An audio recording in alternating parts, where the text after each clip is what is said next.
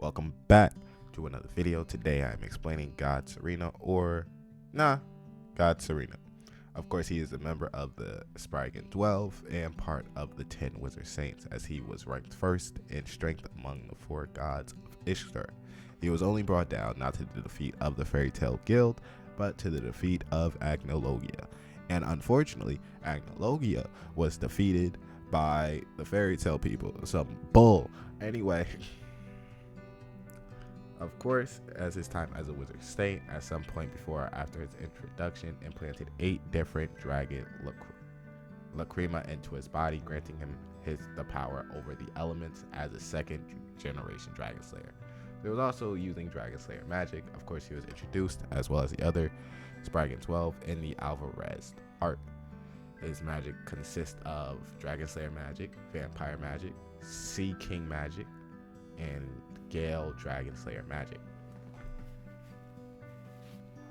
I ain't gonna lie. We also see him in the Great Labyrinth arc, where he does encounter a couple of Fairy Tale Guild members, and the Gold Owl arc, where he strikes or gets in a little scuffle with Jalal.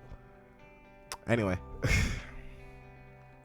he has Dragon Slayer magic, he has control over 8 different kinds of Dragon Slayer magics, elements of fire, water, earth, lightning, diamond, light, and darkness. He holds mastery, of course, with the implantation of the dragon lacrima. I don't know if I'm saying that correctly.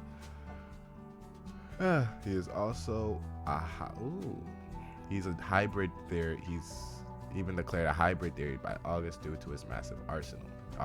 August did respect him a lot, of course.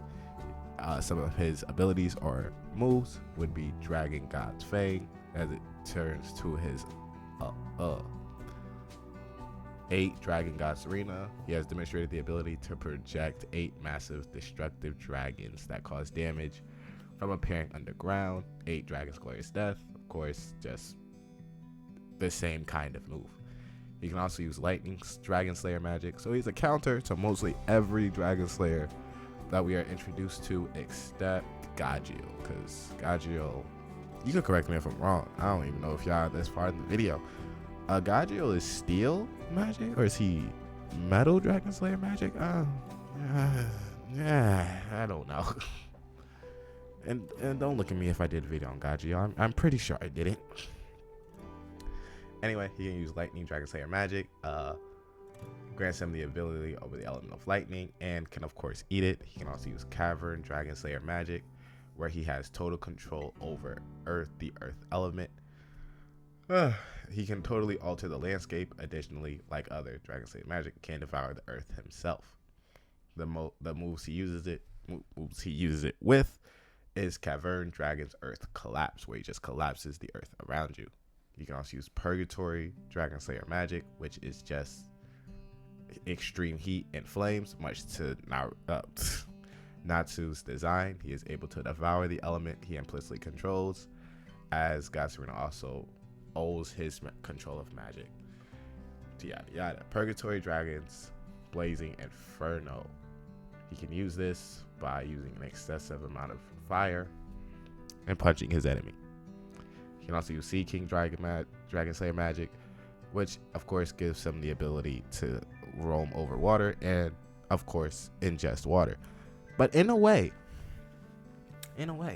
aren't we all Dragon Slayers? Because we all drink water? Think about that. Anyway, the moves he uses this with is Sea King Dragon's Encircled Deluge. We see him use that the most, as God Serena creates a vast high pressure torrent of water. He can also use Gale Slayer magic, the use of wind, and he is able to devour wind, of course. He is able to use Gale's Dragon Song of Moon and Wind after taking a sharp breath. God Serena releases a destructive gust of wind from his mouth. Pause. You can also use Gale Dragon's Tempest of Snow, Moon, and Flowers, which creates several wind cyclones from every direction with a swing of his arm. You can also use Diamond Dragon Slayer magic, as it revolves around diamonds. So him eating diamonds is tough. So he technically is a counter to Gajiel in a sort of way. He could use Diamond Dragon's Fortress Crusher while hardening his fist by coating it in diamond mineral, greatly enhancing his punching power. He can also use Diamond Form, basically turning himself indestructible.